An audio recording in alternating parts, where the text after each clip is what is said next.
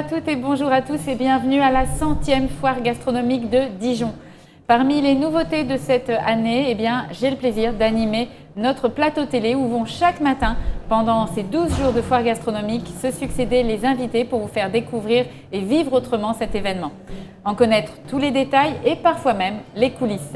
Nous accueillerons également des restaurateurs ou des exposants qui viendront nous dévoiler ce qu'ils vous réservent sur leur stand.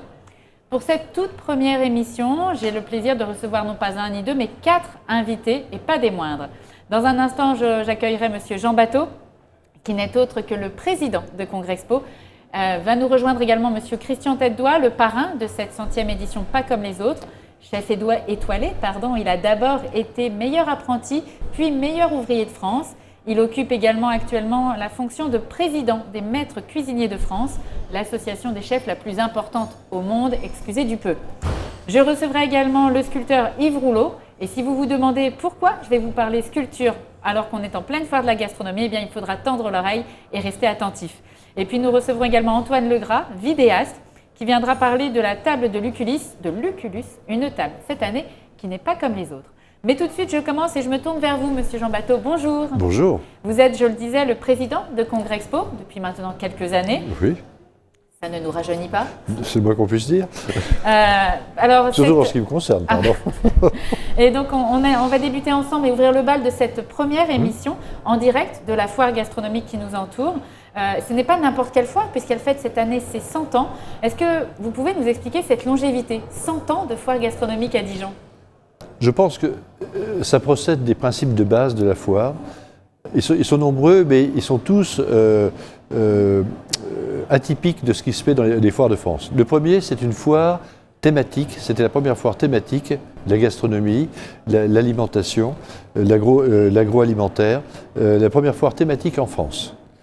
La deuxième chose, elle a été créée par des chefs d'entreprise, soucieux de l'intérêt de leurs intérêts bien compris, mais des intérêts de la communauté, et qui ont créé cette animation commerciale. La troisième, c'est le choix de l'époque de l'année. Toutes les foires de France se tiennent au printemps, en été. Nous, on fait ça, au pire mois de l'année. Il y a le 11 novembre, il y a la Toussaint, il y a un climat épouvantable à Dijon, comme chacun sait. D'ailleurs, l'expression dijonnaise, un temps de foire, se vérifie aujourd'hui, il pleut. Hein. Et donc, les gens sont contents d'avoir dans ce ciel gris un rayon de soleil, et un rayon de soleil dans la convivialité. À la foire, on vient seul ou en famille. Les gens viennent en famille à midi pour déjeuner, reviennent le soir avec des copains ou retrouvent des copains sur place. Et cette convivialité était absolument étonnante et participe aux raisons de la durée de la foire dans le temps. Alors les gens, vous l'avez dit, on a déjà effectivement derrière nous les premières tables qui se remplissent. Les gens viennent effectivement entre amis, en famille pour manger. Mais on vient une fois à la foire gastronomique, mais qu'est-ce qui fait que les visiteurs sont séduits et ont cette envie de revenir l'année suivante? Alors, il est difficile, déjà, même pour une seule édition, il est difficile de tout voir en une seule apparition. Donc les gens reviennent, mais ce n'est pas forcément dans la même organisation qu'à chaque fois. Je veux dire par là, j'évoquais, ils viennent en famille avec des enfants, ils viennent entre amis, et pas forcément dans les mêmes plages horaires. Et cette recherche de convivialité, elle est importante. Dijon reste encore une petite ville, les gens se connaissent. Moi, le nombre de copains d'enfance que j'ai retrouvés à la foire, que je n'avais pas vu depuis des années, et au détour d'une année, on tombe sur un ami d'enfance. Donc je crois que c'est ça qui est le secret. Puis l'autre secret, je pense aux pères de famille, médecins, notaires, avocats, dentistes, qui font leurs achats annuels des 3 vins étrangers qu'on trouve à la foire de Dijon. Les vins étrangers, c'est le Champagne, le Porto et l'Alsace. Et ils ont leurs fournisseurs habituels qui vont retrouver et ils achètent. Et on revient faire le plein. En fait. Ils reviennent faire le plein tous les ans. En quoi cette 100e édition s'annonce un peu différente des précédentes? Quelles sont les nouveautés, mis à part le plateau que nous avons le plaisir d'animer aujourd'hui? Alors déjà, ce qui crée la différence, c'est le fait que c'est la première édition après le Covid.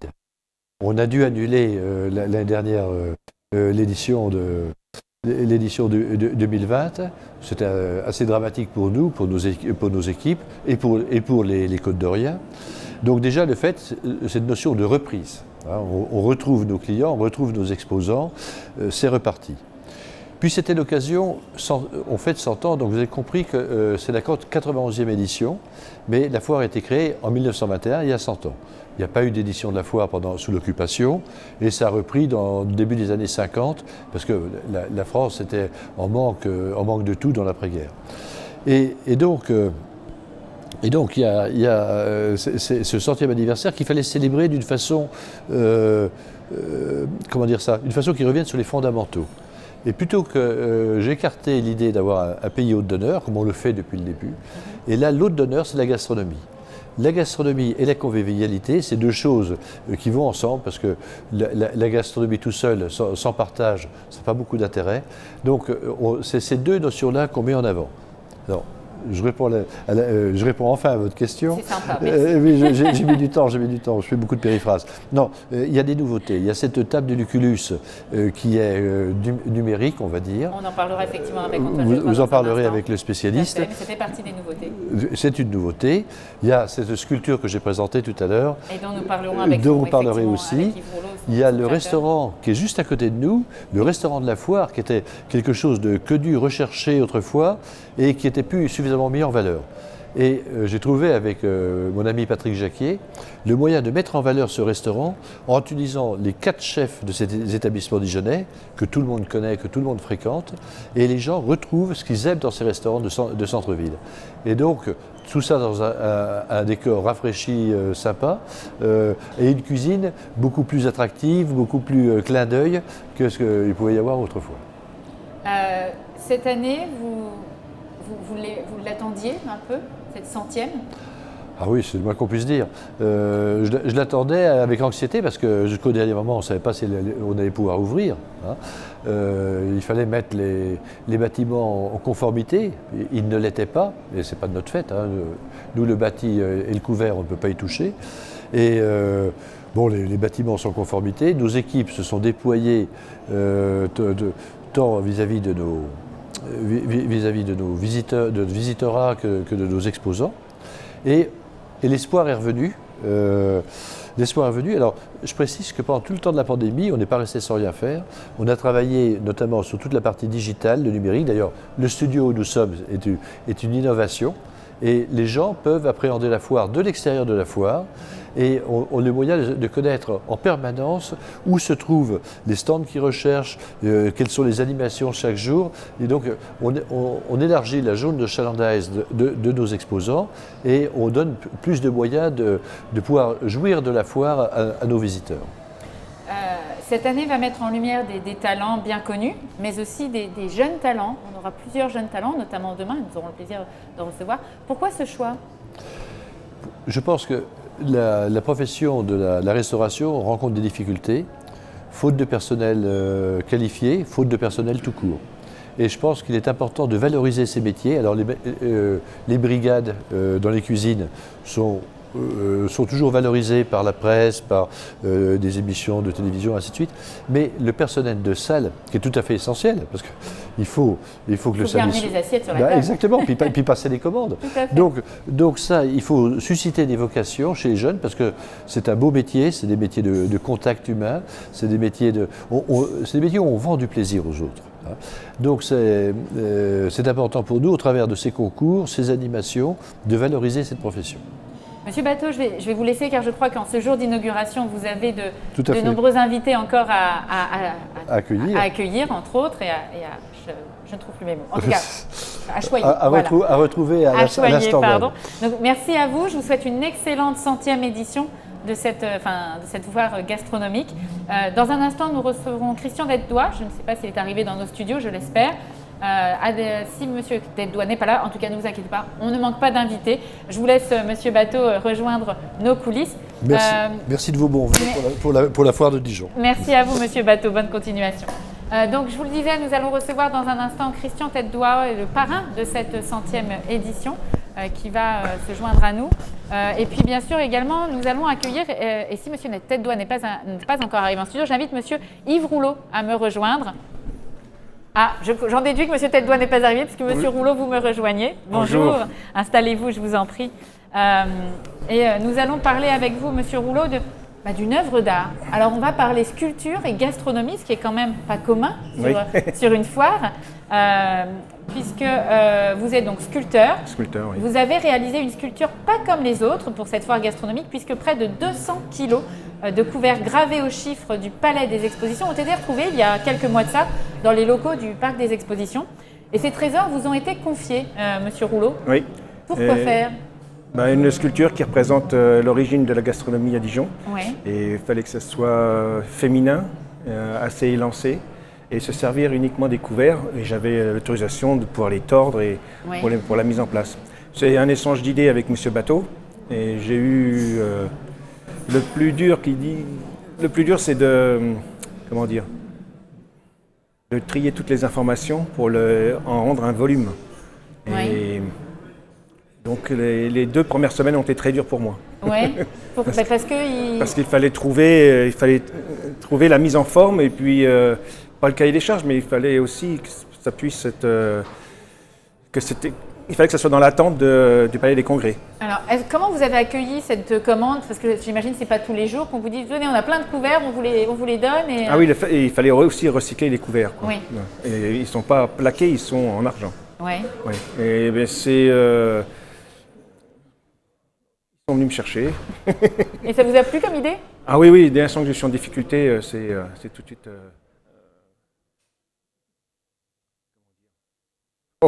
C'est un challenge, un défi peut-être? Voilà, c'est ça, un challenge, oui. Un défi à relever.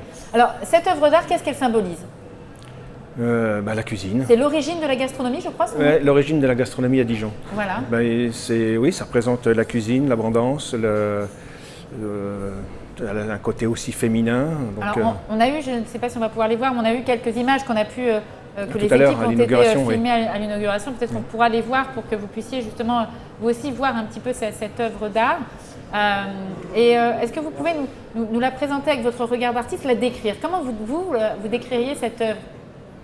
Comme une vague, peut-être? Oui, quelque chose de très élancé, qui a une belle base, et puis qui est très élancé avec cette vague de renouveau qu'on peut trouver sur l'arrière. Combien mesure-t-elle cette 1m10, 1m15 de haut. Ouais. Et est-ce que vous avez utilisé la totalité des couverts? Non. Combien? Non. Parce qu'il y avait, je crois, 200 kilos. Combien vous en avez utilisé? Ah, j'ai pas compté en kilos. Il doit y avoir 25 couteaux, 360 fourchettes et cuillères. D'accord. Ça fait quand même déjà pas mal. Ça fait pas mal, oui. Qu'est-ce qui vous a inspiré? Parce que on vous a dit gastronomie.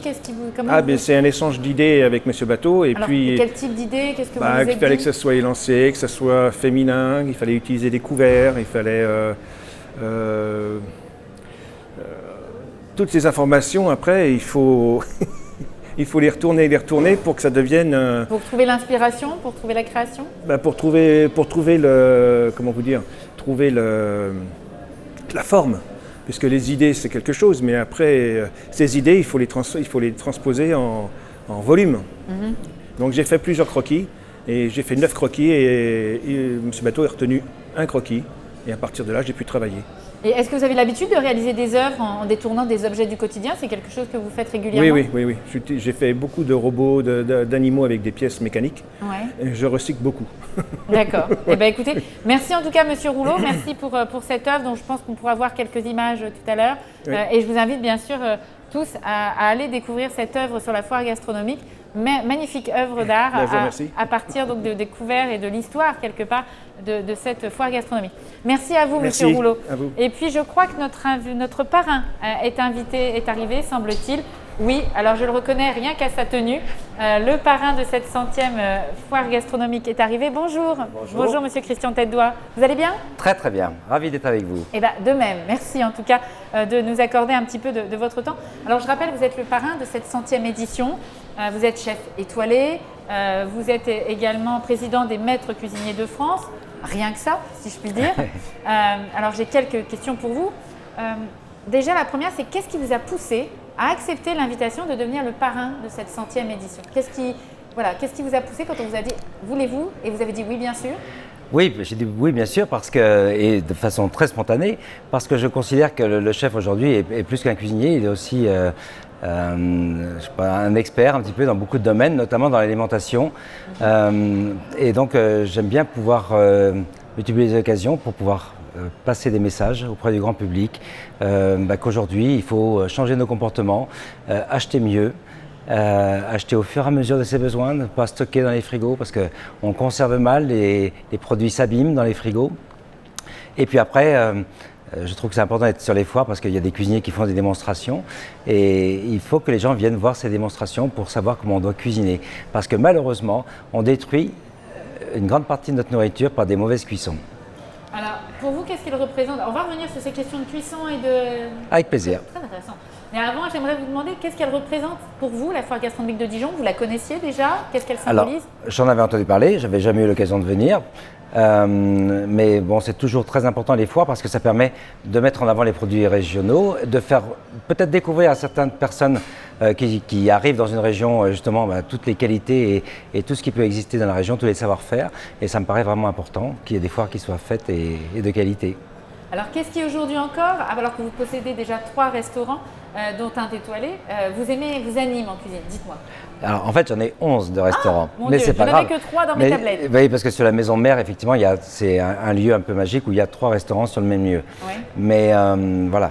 Donc, moi, ce qui m'amuse, c'est de créer des lieux différents, avec des ambiances différentes et des cuisines différentes. Alors, justement, voilà, c'est ça qui vous anime du coup aujourd'hui Oui. en cuisine, c'est cette diversité? C'est cette diversité. Alors, j'ai la chance, étant président international des maîtres cuisiniers de France, de pouvoir parcourir le monde à longueur d'année. Quand c'est pas la crise Covid, parce que là du coup je suis un petit peu au chômage en ce moment. Bon, j'ai bien à faire avec mes restaurants, et donc je prends des idées un peu de partout, je vois différentes cultures, différentes cuisines, différents produits. Et même si je suis attaché au consommé local, je ramène des épices parce que ça je trouve que c'est important quand même de pouvoir ramener un petit peu d'autres couleurs, d'autres pays et d'autres saveurs. Alors, pour ceux qui nous écoutent et qui vont venir déguster de bons vins, savourer d'excellentes recettes et goûter quelques mets sur cette foire gastronomique, quels conseils justement vous donneriez à nos visiteurs pour choisir un bon produit, pour le mettre en valeur, pour le conserver? Alors déjà, il faut d'abord rencontrer le producteur, ça me paraît important. Donc pour les foires, c'est bien parce que justement, ça permet de rencontrer tous ces acteurs locaux un petit peu qui font des beaux produits. Tout à l'heure, je discutais avec les gens qui font la crème de cassis. C'est vrai qu'on consomme tous de la crème de cassis, mais peu se pose la question de combien de temps ça prend pour le faire, etc. Donc c'est intéressant de rencontrer les producteurs. Et puis, aller à la rencontre d'un savoir-faire? Oui, tout simplement. Hein. Et puis après, conserver. Alors, si on parle de produits frais, forcément, on sait très bien qu'un légume, c'est 2 jours dans le frigo maximum. La viande, si elle est mise sous un linge, elle peut durer un peu plus, 3-4 jours. Mais bon, c'est quand même pas... On a aujourd'hui suffisamment de moyens de distribution efficaces, organisés, pour pouvoir acheter... alors, par pitié, arrêtez d'aller faire vos courses en grande surface le samedi, de remplir vos frigos. Faites peu à peu. Faites peu à peu. Allez quand même en grande surface, j'ai rien contre eux, mais remplissez pas vos frigos. Alors, à l'heure de la transition écologique, la cuisine a-t-elle selon vous justement un rôle à jouer? Vous parliez de consommer local notamment. Oui, complètement. Alors ça c'est vraiment un sujet très important puisque aujourd'hui des grands guides gastronomiques comme le Michelin par exemple on distribue des étoiles vertes justement pour inciter les chefs à prendre en compte justement cet esprit de durabilité. Donc moi j'ai eu la chance effectivement d'être récompensé. C'est un travail qui a pris beaucoup de temps parce que j'ai commencé il y a une dizaine d'années pour être exemplaire sur la consommation d'énergie, sur le traitement de tous les déchets, qu'ils soient organiques, plastiques, polystyrène, les cajots, enfin tout. On recycle tout. Voilà. Et les produits, le rayon de chalandise là où vous fournissez? Alors moi je ne suis pas jardinier, je sais que c'est la mode en ce moment que les chefs deviennent tous jardiniers, mais par contre je suis très proche de plusieurs producteurs, donc j'ai créé une association qui s'appelle Mes producteurs, mes cuisiniers. Et donc nous organisons chaque année, ça va bientôt avoir lieu donc le 16 novembre, une réunion avec tous ces producteurs, ils sont 16 actuellement, maraîchers principalement, avec 2 producteurs de viande. Et on décide avec eux de ce qu'on va faire pendant l'année sur les 11 restaurants. Et donc, ils mettent après en production suivant les demandes qu'on a prévues. Et je trouve que c'est vraiment intéressant comme démarche parce que je suis sûr d'avoir des produits de qualité. Ils échelonnent leur culture pour qu'il y ait de tout. Parce que le problème quand on travaille avec des petits producteurs, c'est qu'ils ont un produit pendant 15 jours, 3 semaines, puis après ils n'en ont plus. Donc c'est pour ça qu'il faut échelonner les cultures pour qu'on puisse en avoir. Et varier les recettes. Oui. Surtout. Alors maintenant, les choses ayant évolué, on ne s'interdit plus rien. C'est-à-dire que à la carte du restaurant, on a quelques plats, mais très peu en fait, et par contre on fait des suggestions. Donc si on trouve un beau produit qui n'existe que pendant 3 semaines, ben, on va le mettre pendant 3 semaines, mais alors pendant 3 semaines on va bien le mettre en avant. Il sera très suggéré. Voilà. En parallèle, vous êtes également engagé dans la formation des jeunes chefs, oui. qui vont notamment être mis des jeunes chefs sont d'ailleurs mis à l'honneur sur cette fois, que ce soit avec votre pépinière des chefs ou le CFA, je crois, dédié Bravo. au métier de la gastronomie, que vous ouvrirez en 2022. Oui. Tout va bien, je vous le souhaite. Pourquoi cet engagement justement auprès de la jeune génération, auprès de ces jeunes chefs? Parce que je me rends compte que le recrutement devient de plus en plus compliqué, qu'on a eu la chance, nous, de croiser des chefs qui nous ont appris plein de choses, qui nous ont fait confiance. Donc ça me paraît être un devoir de pouvoir continuer cette transmission du savoir-faire français, que la cuisine française le mérite bien, parce que c'est quand même une science importante qui a été codifiée par nos chefs de l'époque. On est en ce moment en train de fêter le 175e anniversaire de la naissance d'Auguste Escoffier, qui a codifié la cuisine française d'une façon assez extraordinaire. Et nous en sommes que les modestes héritiers, donc on se doit bien quand même de passer le relais. Donc, et puis je pense que les jeunes aujourd'hui, donc j'ai mené une grande réflexion sur comment les attirer dans notre métier et comment les faire rester surtout. Parce que je vous rappelle que les chiffres nationaux, c'est quand même 47% de jeunes qui arrêtent la profession avant même d'avoir passé l'examen. Ah donc oui, dans les 2-3 années. Presque 1 sur 2. C'est énorme. Ah oui. Voilà. Et comment ça s'explique? Ça s'explique parce qu'au fur et à mesure du temps, ils se rendent compte un petit peu de l'exigence du métier et puis peut-être du temps qu'ils vont y passer. Parce que du coup, entre-temps, il y a des stages et là, ils se rendent compte de la réalité. C'est pour ça que je pense que l'école n'est pas vraiment forcément la mieux placée. Voilà. Donc moi, je change le rythme de l'alternance. Je prends les élèves pendant 3 mois au château. Pendant 3 mois, donc on va leur apprendre les bases du métier pour qu'ils puissent rentrer dans l'entreprise après de façon plus à l'aise. Et puis, ils vont apprendre aussi à travailler seuls. Puisqu'après, pendant 2 ans et demi, ils seront dans l'entreprise complètement. Ils ne reviendront pas à l'école. Oui, avec des coachs qui vont les suivre, bien sûr, en ligne. C'est vraiment un rythme très différent. Oui. Et ça évite des transports de voilà. Et selon vous, ce sera gage de réussite, du coup, je pense qu'ils sont en attente d'une autre façon d'apprendre les choses, parce qu'on sait très bien, si on veut être tout à fait honnête, que la semaine qu'ils passent à l'école une fois par mois, c'est la semaine de récréation. Ils font les imbéciles, ils ne travaillent pas, et derrière, il n'y a pas de résultat. Ok. Ben écoutez, merci à vous, Monsieur Tête-Doigt, en tout cas, pour votre temps. Merci de parrainer cette 100e édition de la foire gastronomique. Je vous laisse regagner, je crois, la table. Peut-être que les repas... c'est l'heure du déjeuner. Il semble que c'est l'heure du déjeuner. Je vous laisse donc aller vous régaler. Merci à vous. Avec les produits 100% locaux, Côte d'Or, 100% Côte d'Or, bien sûr. Merci beaucoup, Monsieur Tête-Doigt. Et puis, je vous propose maintenant d'accueillir mon 4e invité de cette journée. Un invité, là encore, qui va nous amener de l'originalité dans cette 100e foire gastronomique. Il s'agit d'Antoine Legras. Antoine Legras, vous êtes, quant à vous, vidéaste. Bonjour Antoine. Bonjour. Alors vous, vidéaste, alors on a parlé sculpture tout à l'heure, on peut effectivement aussi se demander maintenant, mais pourquoi on va parler un petit peu de vidéo. Oui. Ça se trouve plutôt du côté de la table de Lucullus, oui. Où vous allez surprendre les habitués. Vous avez pris les choses en main. Est-ce que vous pouvez du coup nous expliquer en quelques mots ce qui va se passer cette année du côté de cette célèbre table de Lucullus? Alors en fait, on part sur quelque chose de, on va dire, plus moderne que ce qui était fait avant, où on va utiliser justement la technique du vidéo mapping. C'est une technique qui permet d'envoyer de la vidéo sur des surfaces. Alors on voit quelques extraits voilà. en même temps qu'on discute. Et donc on va jouer avec les assiettes, on va jouer avec les plats, on va montrer des plats de grands chefs. Voilà, donc c'est une nouvelle technique qu'on a. Enfin, moi je suis dessus depuis quelques années et je reprends, on va dire, un vieil amour que j'avais mis de côté depuis quelques temps et je suis très très content de participer à ce projet. Voilà. Alors vous allez donc régaler les visiteurs, mais autrement qu'avec un show qui allie l'image et le son, mais on va se régaler quand même un peu?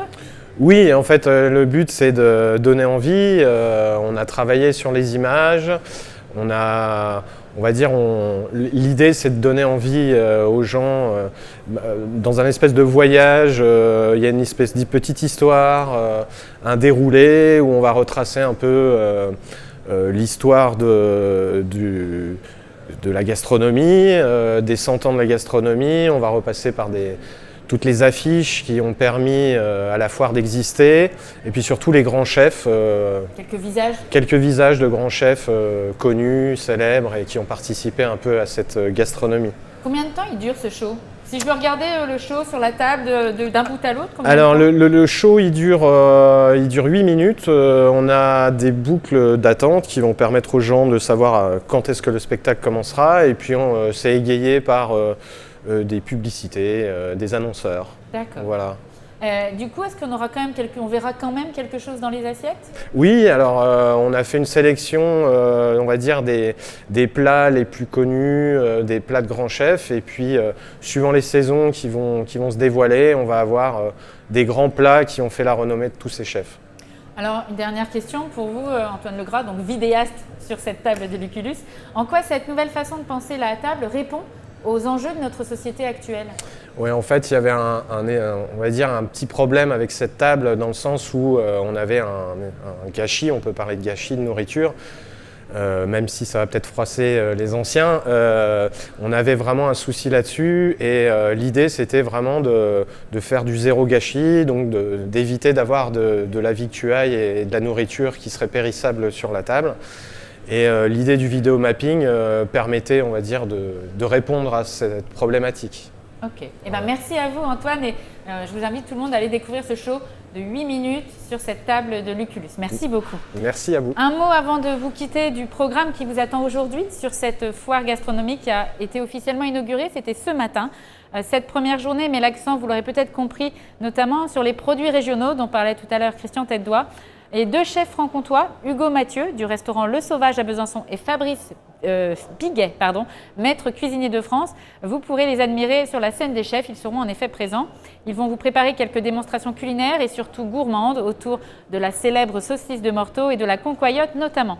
Et puis Stéphane Derbord et Guillaume Royer, deux chefs bourguignons, mettront quant à eux en scène des produits 100% Côte d'Or à découvrir également. Et puis, si vous êtes plutôt boisson, sachez que ce soir, la Nocturne mettra en lumière la mixologie, c'est-à-dire les cocktails, idéal pour un samedi soir, mais à consommer avec modération. Et puis demain, j'aurai le plaisir de vous retrouver dans une journée consacrée aux jeunes chefs. D'ailleurs, 3 d'entre eux me rejoindront demain à 11h30 sur le plateau pour aiguiser notre curiosité et sans doute notre appétit. Bonne journée à tous et bonne 100e foire.